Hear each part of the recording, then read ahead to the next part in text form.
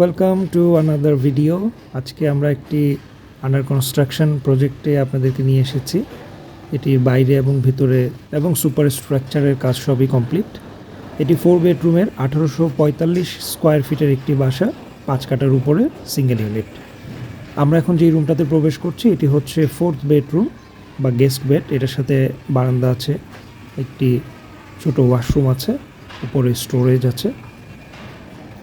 আর এটিতে যথেষ্ট লেআউটটাতে ইউটিলাইজ করা হয়েছে কোনো জায়গা নষ্ট না করে। এটি হচ্ছে ড্রয়িং রুম, আর এটি হচ্ছে একটি কমন ওয়াশরুম এবং তার পাশে একটি বেডরুম।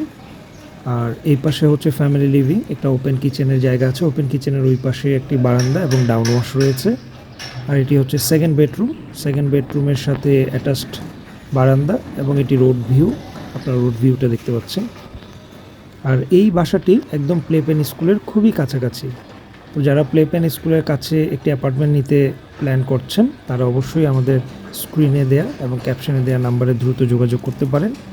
আমাদের এখানে জাস্ট 2টো ফ্ল্যাট আছে, আপনারা যোগাযোগ করলে আমরা বিস্তারিত আপনাদের সাথে কথা বলবো। এটি মাস্টার বেড। মাস্টার বেডের সাথেও রোড ভিউ, বড় একটি বারান্দা, অ্যাটাচড ওয়াশরুম রয়েছে এটিতে। ওয়াশরুমটা অনেক বড় এবং এখানে টপার রয়েছে বেসিনের জন্য।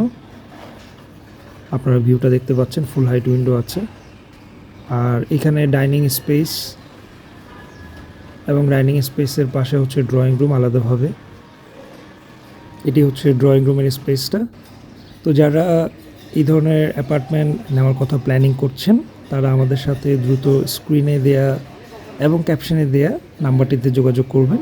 আমরা হোয়াটসঅ্যাপে অ্যাভেলেবেল রয়েছি, অথবা ডিরেক্ট কলেও আমরা অ্যাভেলেবেল আছি।